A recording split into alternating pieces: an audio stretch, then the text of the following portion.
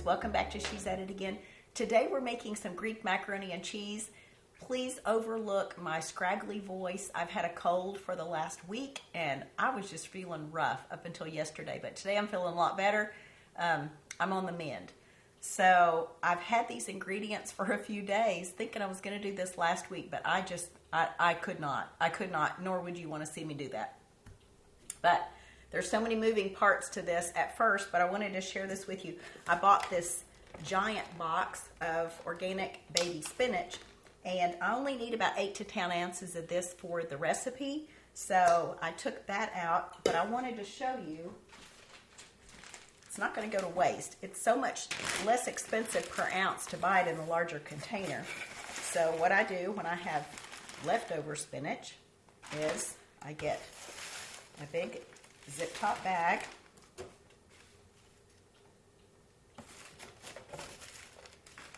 put all that's left in there, unless of course you're going to use it for a salad or something in the next few days, and I'm not,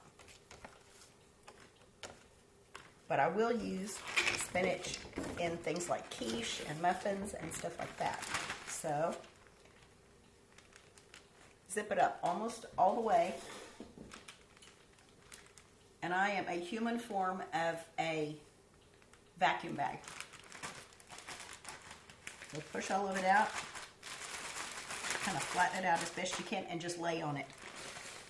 Oops, my pot's boiling over. I gotta tend to that.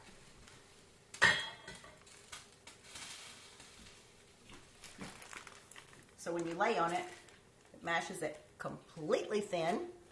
It's not gonna hurt the spinach at all. Label your bag. Stick it in the freezer. Okay, we'll be back in just a bit. I got my pasta cooking over there, and we'll be back. So our pasta is done. Our macaroni has been cooked already.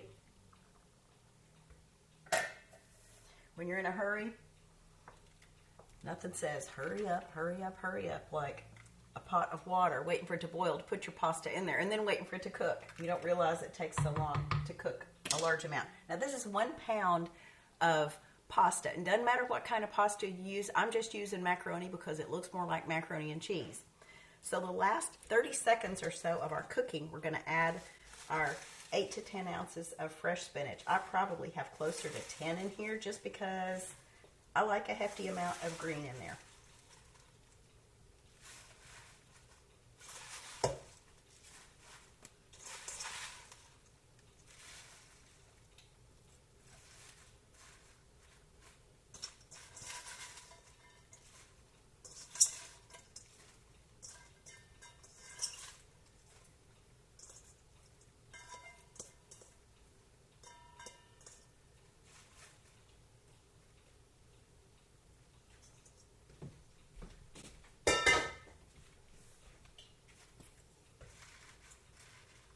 We're going to drain all this in a minute, so it doesn't matter that it's getting mixed in with the pasta.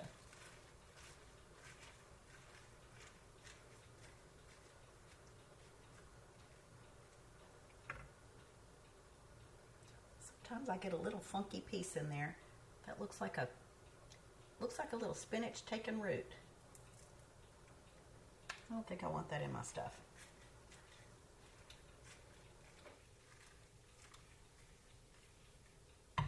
Okay, we'll put the lid on it, leave that for just a few seconds, then we'll turn the burner off.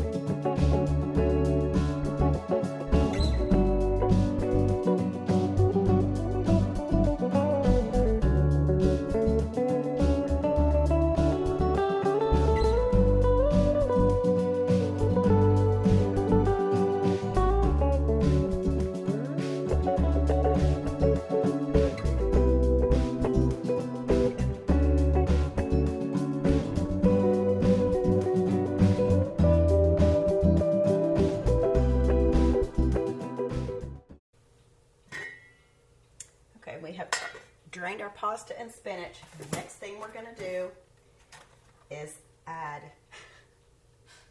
a lot of feta to this. And when I say a lot of feta, I'm talking 1.5 pounds of feta.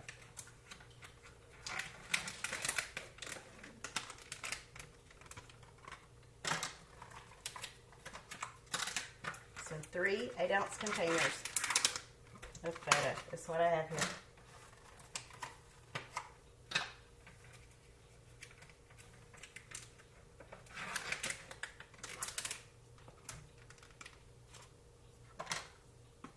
And if at all possible, try to buy the feta. It's better if it's not crumbled already. There's just additives involved in there sometimes when it's crumbled. But try to find one that in the ingredients it just has pasteurized milk, salt, cheese cultures, and enzymes. It doesn't have what's called natamycin.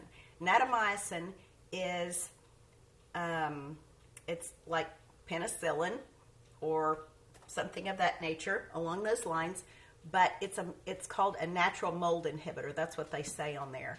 So what this does is gives it a longer shelf life, so they have more of a chance of selling it before it goes bad. Therefore, the company makes more money. There's nothing wrong with a company making money, but to add something like that in it is I don't want to say deceptive, because they're telling you exactly what it is. People just aren't normally going to take the time to look and see what natamycin is. So be real cautious. If you're on an antibiotic and you eat enough of a product that has a different antibiotic in it, they might work against each other. So just be aware of that. I would say stick with the one that does not contain natamycin. That's Natamycin. I think I'm spelling that right. I'm still not thinking clear, getting over the cold thing. I'll use that as my excuse.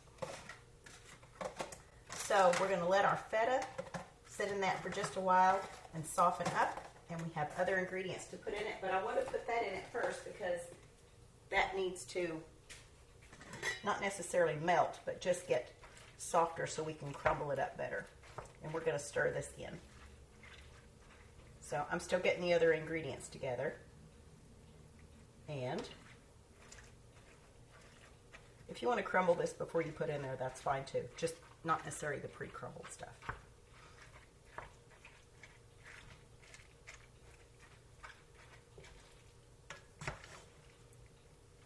But I will tell you this, it's already smelling delicious.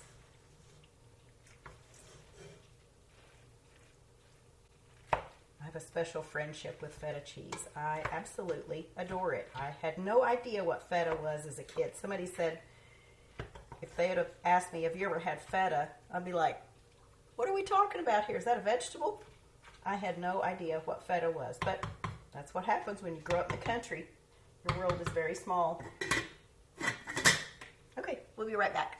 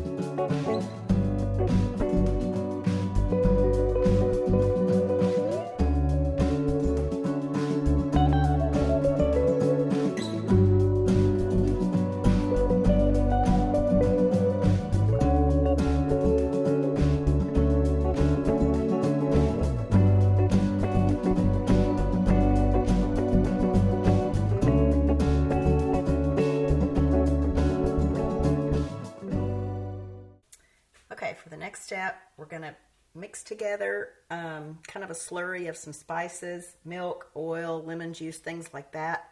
So in this is a 4-cup container.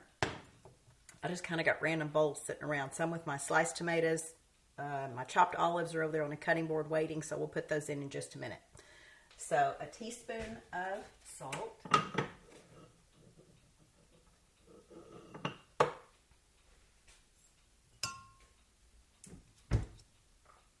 I have about 2 teaspoons of fresh ground black pepper.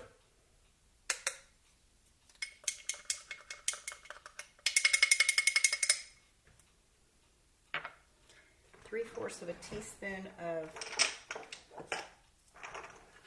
crushed rosemary.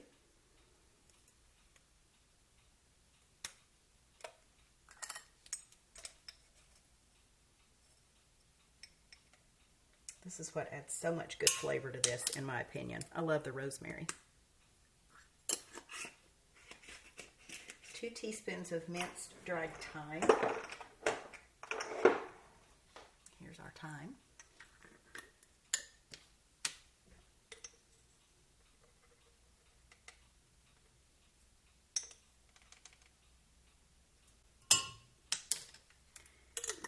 A tablespoon of minced fresh garlic.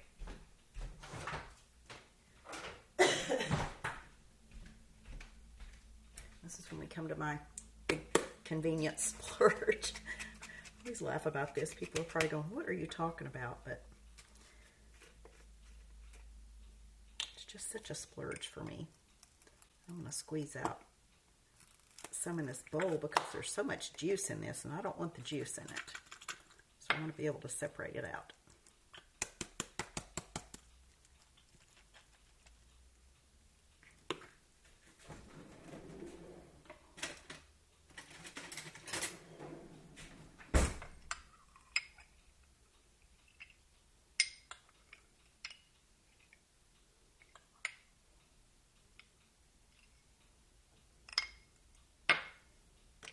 Sad when you got so much juice in there that you can't get the solid out.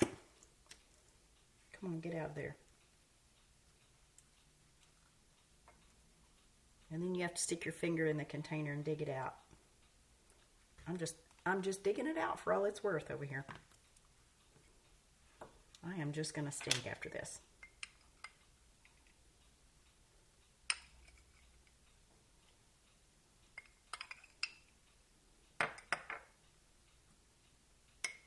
Okay, about a tablespoon of fresh minced garlic. What a mess. Okay, we'll address this in a minute.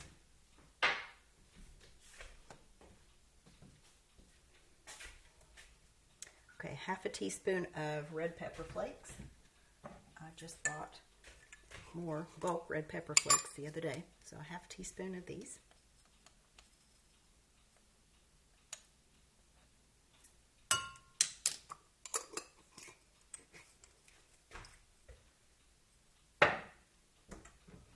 To that, we're going to put in our 2 tablespoons of lemon juice.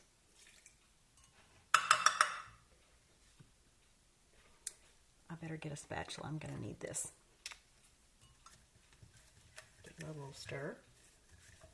Now when I put this milk in here, it's kind of going to turn it to buttermilk. I mean, I know what chemical reaction's going on here. But this is how we make it.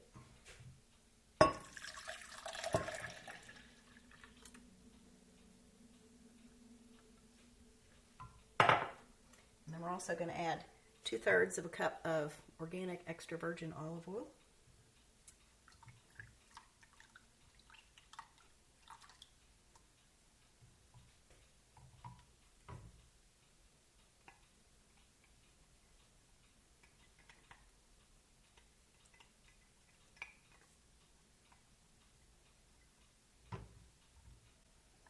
I know this seems like a lot of ingredients and a lot of steps, but the flavors are just so good together. I mean, it is just what you would imagine sitting and eating in Greece. It's like a cross between your southern comfort food and taking a trip to Greece. But if you like olives and you like feta, yeah, this is going to be good for you. Okay, so hopefully our feta is somewhat softened over here in this container. Let me turn my camera this way.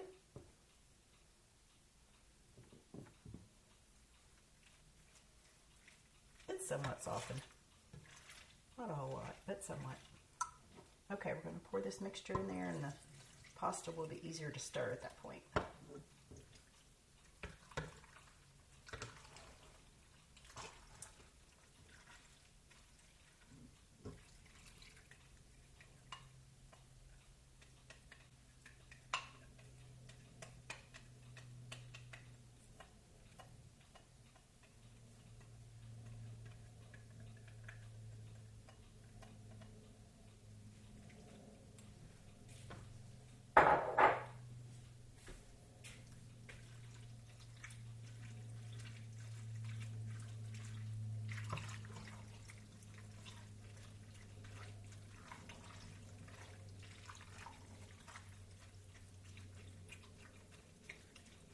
Any big blobs of feta can be broken up. Now you can also put the feta and the spices and the oil and the lemon juice and things like that in a bowl and use an immersion blender, or put it in a blender and blend it up smaller.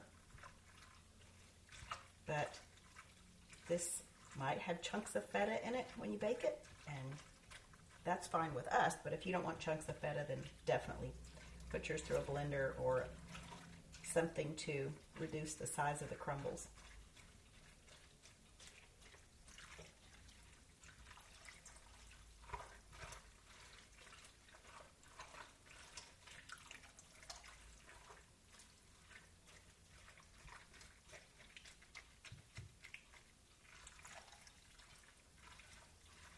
And always start out with a big stock pot, because the last thing you need is an effort to stir this and it start going all over the counter. It's hard enough to keep food inside a container when you're stirring it, but when the container's too small, that's a deal breaker right there.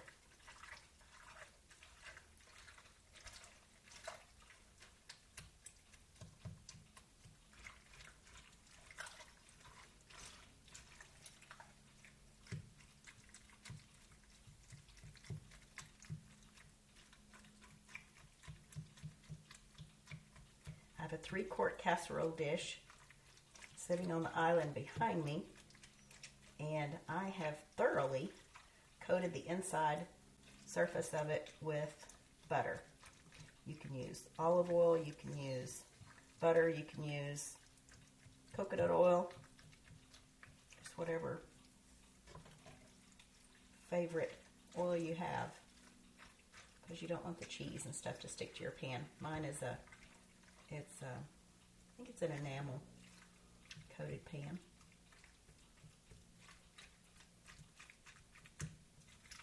But make sure your casserole dish is big enough. Again, mine's 3-quart. Let's see how full it is when I pour this in there.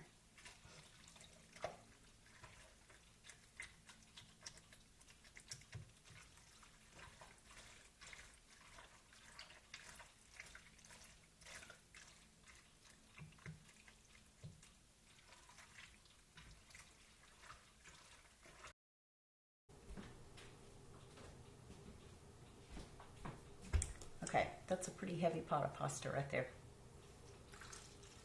All right, we still have to add our olives back in.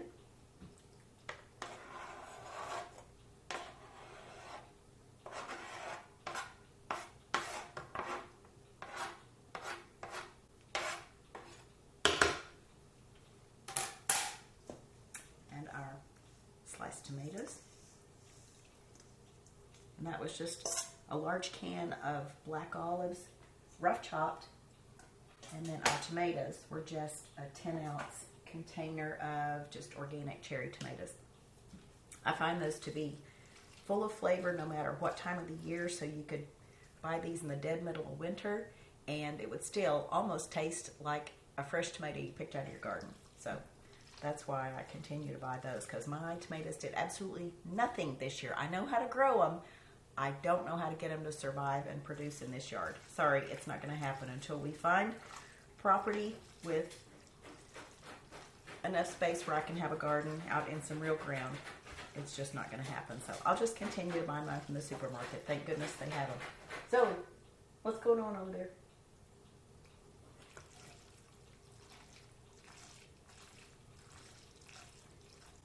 So stir that in. Mix it up real well. This just looks so festive. I don't know. Maybe it's just me. It just looks so delicious. It's just as delicious as it looks, I promise you. And it makes so much. That's what's the fun part about this. You can either have a lot of people over, or you can have a lot of leftovers. Or put it in different containers and have it on several different occasions. All right, let's put our pan right here. Make sure you can see that. Put that in there so it doesn't splash everywhere.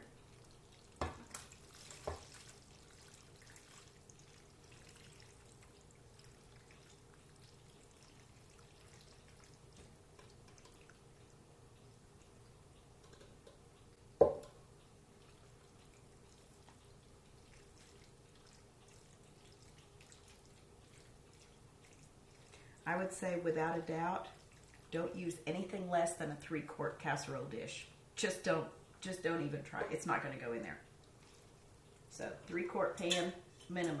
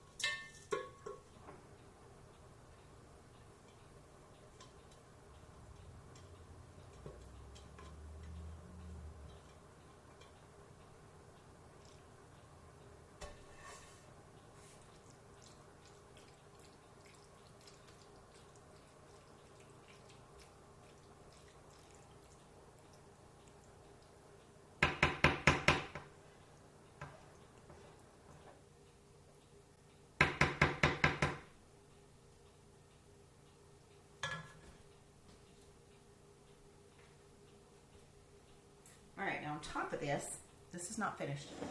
On top of this, we're going to put a mixture of Parmesan and some spices, or herbs, I should say. These aren't really spices, these are herbs.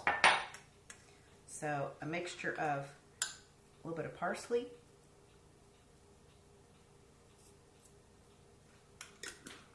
and I'd say about four teaspoons of each of these.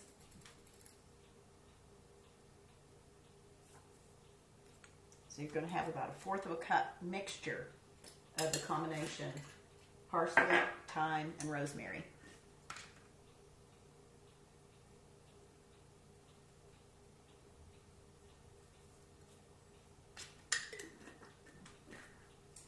And then we're going to add about 1/2 cup of grated Parmesan. This is just plain Parmesan. I normally try to buy Parmesan Reggiano or just some good kind, but this is just the kind I found didn't have natamycin in it, so I was good with it. Sometimes you go to the store and you just can't find what you're looking for. I think that was one of those days, but it was okay.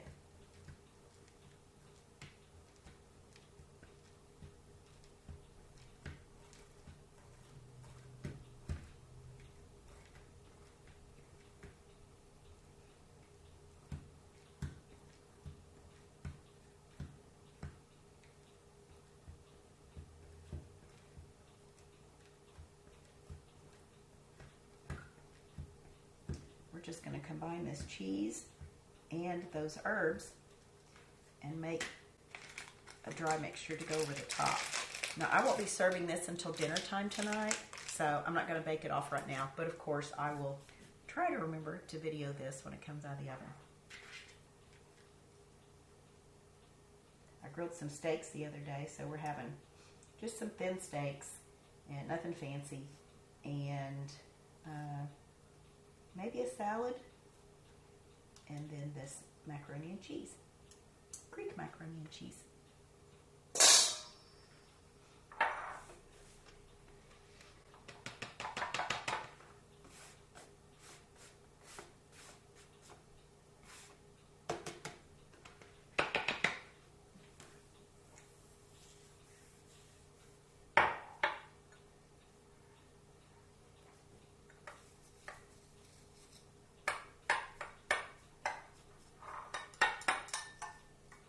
I'm assuming you can see this. I'm just mixing it with a knife.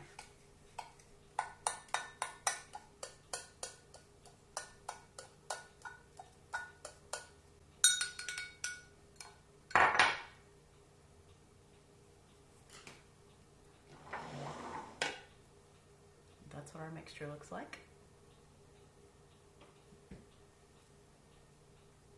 We'll just sprinkle this over the top.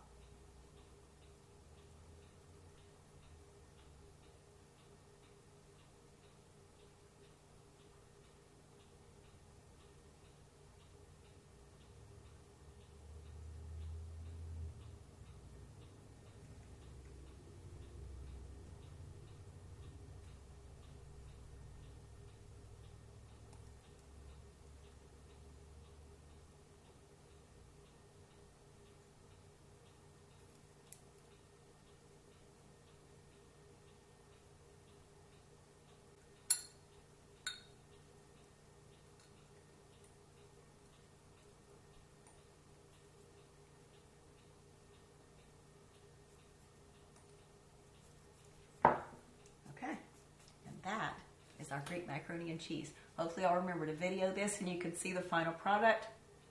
But this is about the only thing I know of that is worth heating up the kitchen for, just a little amount that we did on such a hot, hot August day. It's supposed to be up to about 100 degrees today, and it's going to be that way all week long. So this will serve us some good leftovers this week, so I won't have to heat up the kitchen. But thanks for joining us today. Thanks for always tuning in, and looking forward to sharing something again with you real soon.